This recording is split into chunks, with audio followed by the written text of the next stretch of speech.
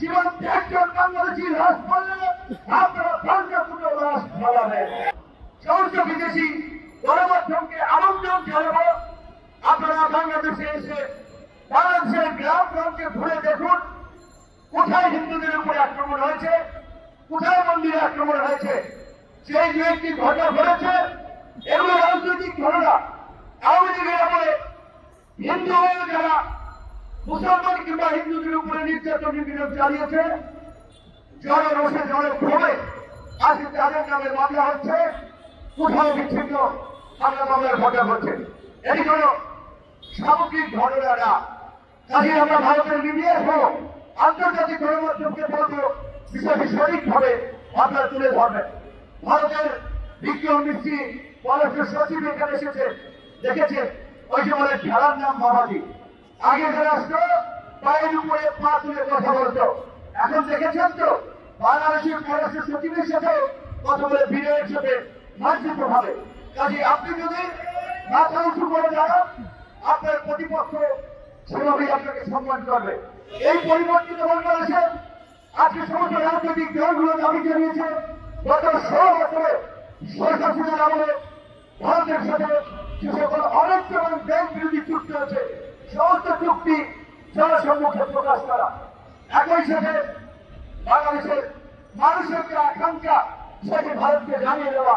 ভারত যদি আমাদের সাথে সুসম্পর্ক রাখতে চায়, বন্ধুত্ব করতে চায়, সেই সম্পর্ক হবে দুদেশের মানুষের স্বার্থ সংশ্লিষ্ট বিষয়ে। আজকে বাংলাদেশ এবং ভারতের যে 54টি অভিন্ন নদী, সেই 54টি অভিন্ন নদীর পানি বাংলাদেশ পশ্চিমকালেও পায় নাই।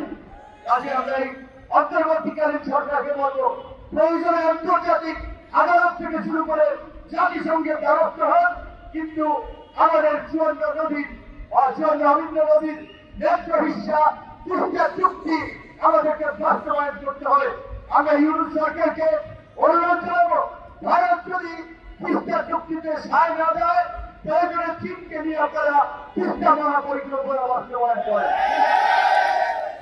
একই সাথে বাংলাদেশের সীমান্তে, বাংলাদেশ ভারতের সীমান্তে সেভাবে প্রতিদিন নিরীহ মানুষকে গুলি করে হত্যা করা হয়।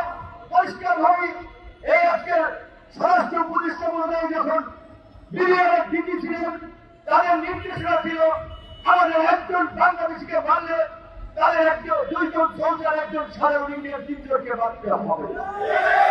আমি আজকে বিডিআরকে এই কথাই স্মরণ করে দিতে চাই, সীমান্তে একজন বাংলাদেশি লাশ পড়লে আপনারা শান্তিপূর্ণ লাশ ফলাবেন।